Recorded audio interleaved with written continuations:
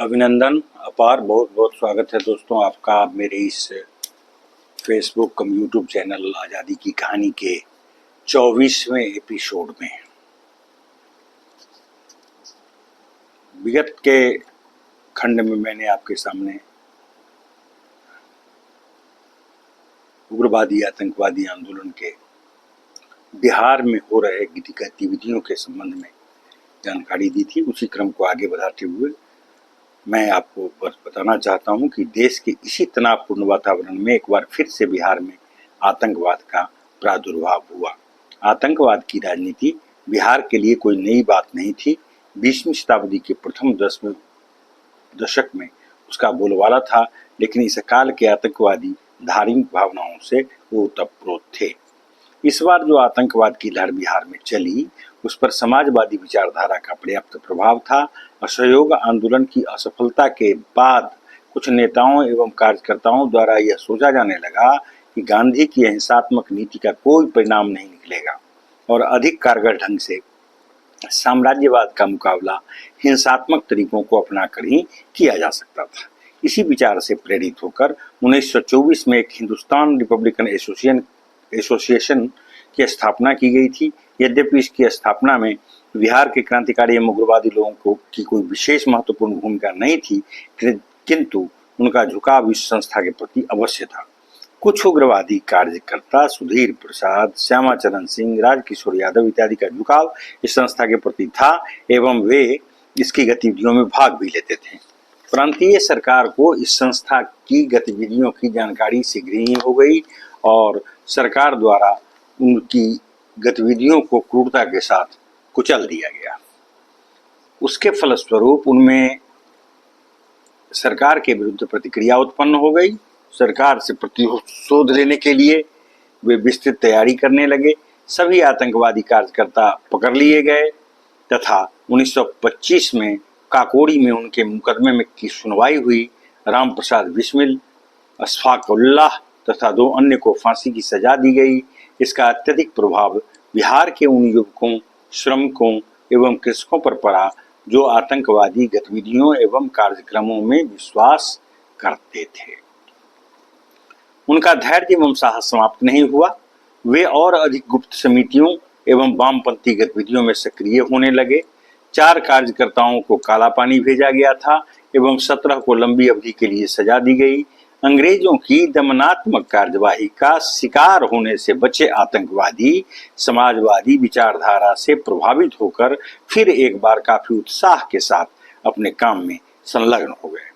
बिहार के भिन्न भिन्न भागों में कार्यरत आतंकवादी कार्यकर्ता उत्तर प्रदेश, पंजाब एवं बंगाल के क्रांतिकारियों से संपर्क बनाए रखते थे।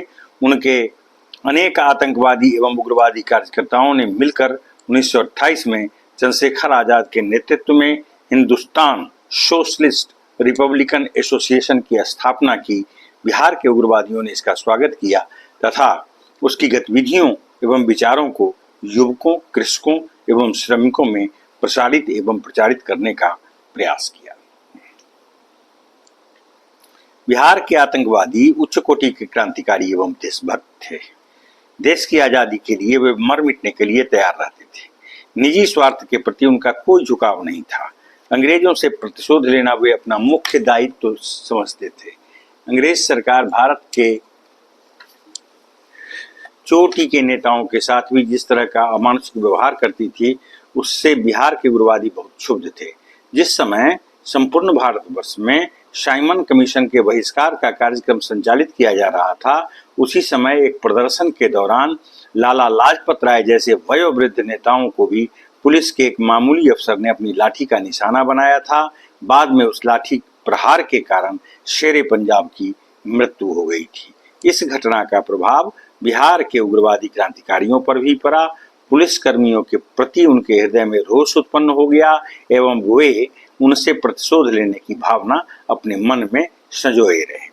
राष्ट्र के इस घोर अपमान और बर्दाश्त करने के लिए ये क्रांतिकारी तैयार नहीं थे और उन्होंने इस अपमान का बदला चुकाने का दृढ़ निश्चय किया।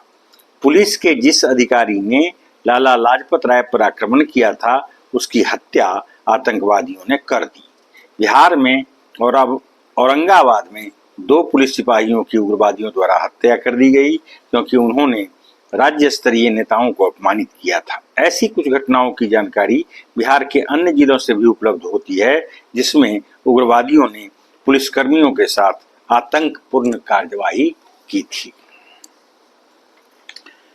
आतंकवाद से संबंधित एक अन्य घटना 8 अप्रैल 1929 को घटित हुई जब भगत सिंह एवं बटुकेश्वर दत्त ने केंद्रीय व्यवस्थापिका के सभा भवन में बम फेंका था। भगत सिंह एवं बटुकेश्वर दत्त के अनुयायी बिहार में भी थे जो भगत सिंह की गतिविधियों एवं कार्य पद्धतियों से बेहद प्रभावित थे। भगत सिंह का यह कार्य पब्लिक सेफ्टी विधेयक विरोधी था जिसका उद्देश्य सीमित नागरिक स्वतंत्रता को समाप्त करना था। बम सदन के दर्शक दीर्घा में फेंका गया था।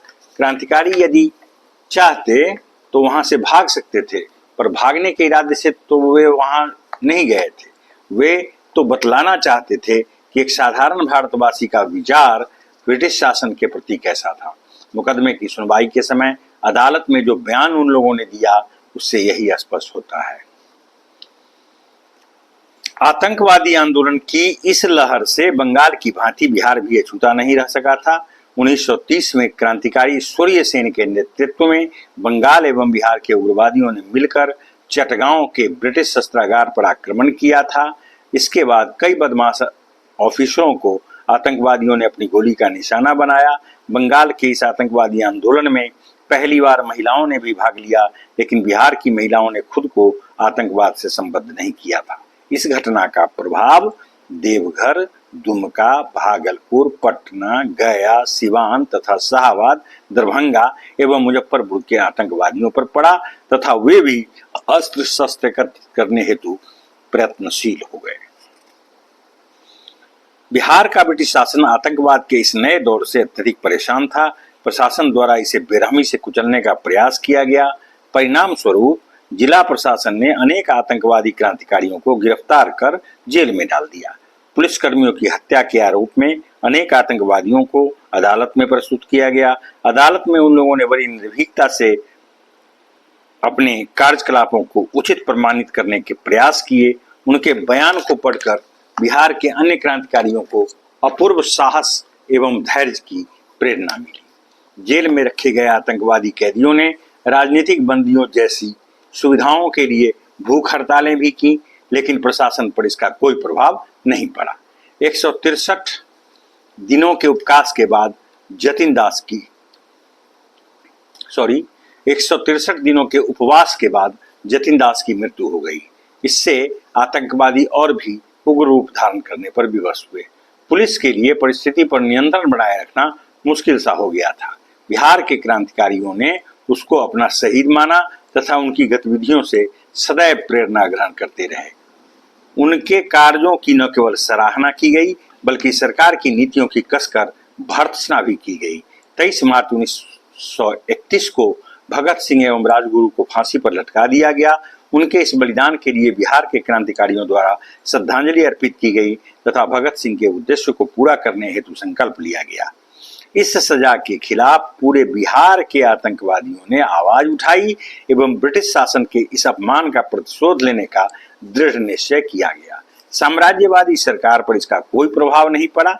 कुछ उग्रवादियों ने गुप्त सभाओं में इस प्रकार का वक्तव्य दिया कि शीघ्र ही अंतिम युद्ध होने वाला है, जिसका परिणाम अंग्रेज साम्राज्यवाद एवं उपनिवेशवाद के लिए बहुत हानिकारक होगा तथा ब्रिटिश सत्ता की जड़ें उखड़ जाएंगी। इस संघर्ष में सबसे महत्वपूर्ण भूमिका आतंकवादी उग्रवादियों की ही रहेगी। इस तरह यह स्पष्ट होता है कि उग्रवादी आतंकवादी मानसिक रूप से तनावग्रस्त थे।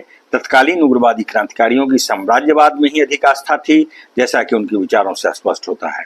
उन लोगों ने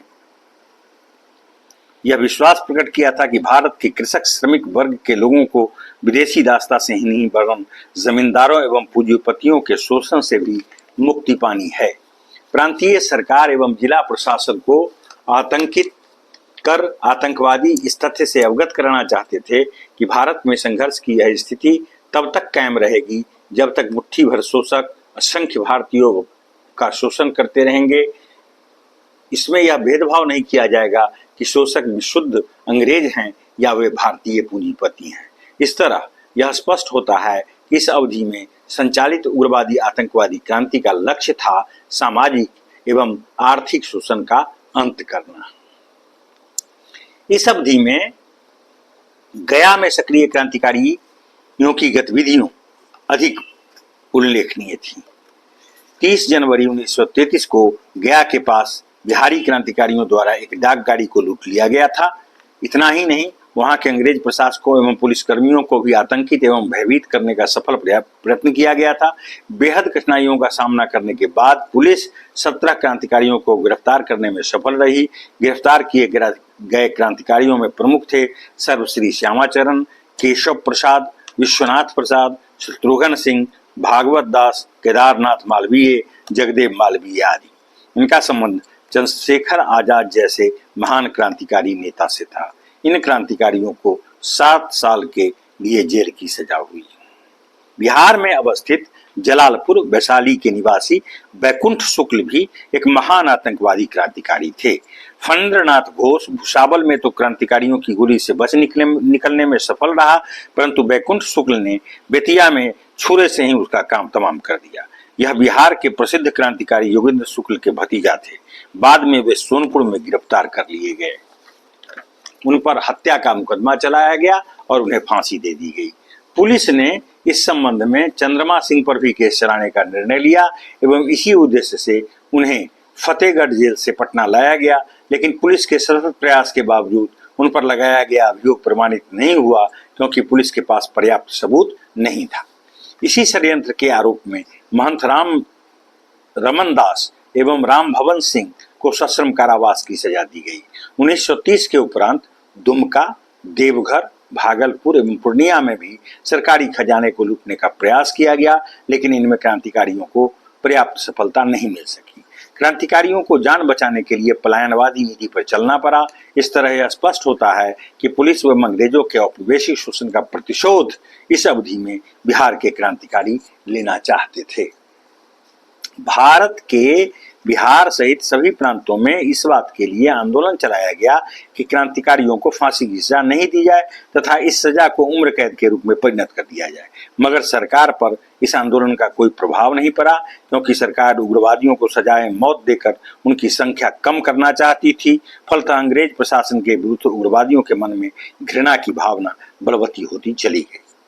बिहार के क्रांतिकारी समुचित अवसर की प्रतीक्षा करते रहे, साथ ही युवकों, श्रमिकों एवं कृषकों में क्रांतिकारी भावना पैदा करने का भी प्रयत्न करते रहे। कुछ एक आतंकवादी घटनाएं भी घटित हुई, परंतु इसका कोई विशेष प्रभाव राष्ट्रवादी आंदोलन पर नहीं पड़ रहा था। फरवरी 1931 में इलाहाबाद के अल्फ्रेड पार्क में महान क्रांतिकारी नेता चंद्रशेखर आजाद पुलिस की गोलियों के शिकार हुए। इस घटना का व्यापक प्रभाव बिहार में क्रांतिकारियों पर पड़ा। फरवरी 1933 में सूर्य सेन को भी गिरफ्तार कर लिया गया एवं उन्हें भी फांसी दे दी गई। इससे क्रांतिकारियों के अंतर्मन में वर्षों से संग्रहित रोष उबल पड़ा। वे प्रतिशोध की भावना से अभिभूत हो अपनी गतिविधियों में तीव्रता लाने का प्रयास करने लगे, मगर पुलिस का दमन चक्र और अधिक तीव्रता से चलने लगा। 15 जनवरी 1935 को बिहार के मुंगेर में भयंकर भूकंप हुआ। राहत कार्यों में सरकार के उपेक्षापूर्ण व्यवहार से क्रांतिकारी और भी उद्वेलित हो उठे। अंग्रेजों एवं पुलिस दलों के विषय में जो प्रतिशोध की भावनाएं उनके हृदय में पल रही थीं, 1942 की अगस्त क्रांति में बहुत जोरों से फूट पड़ी। इस महाक्रांति में समाज के सभी वर्ग के लोग हिंसक हो गए तथा उन्होंने करो या मरो की भावना से प्रेरित होकर अंग्रेजों के खिलाफ उग्रवादी आतंकवादी विद्रोह छेड़ दिया। भारत से अंग्रेजों को भगाने के लिए वे आतंकवादी क्रांति में संलग्न हो गए। सरकार अगस्त क्रांति को दबा तो सकी, किंतु उग्रवादी आतंकवादी ब्रिटिश साम्राज्यवाद एवं उपनिवेशवाद को उखाड़ फेंकने हेतु क्रांति चलाते ही रहे। इस क्रांति में उत्तरी बिहार के सभी सामाजिक एवं आर्थिक वर्ग के लोग बड़े उत्साह एवं जोश के साथ अपना एवं अपने परिवार का उत्सर्ग करते रहे। उनका संघर्ष निरंतर जारी रहा। वे राजनीतिक स्वतंत्रता के साथ साथ आर्थिक स्वतंत्रता की प्राप्ति हेतु भी संघर्षरत रहे। स्वतंत्रता आंदोलन में निश्चयतः उनकी भूमिका सराहनीय रही थी। इस तथ्यों का अध्ययन एवं विश्लेषण अब हम आपको अगले एपिसोड में करेंगे। साथ बने रहने के लिए आपका बहुत बहुत धन्यवाद। नमस्कार।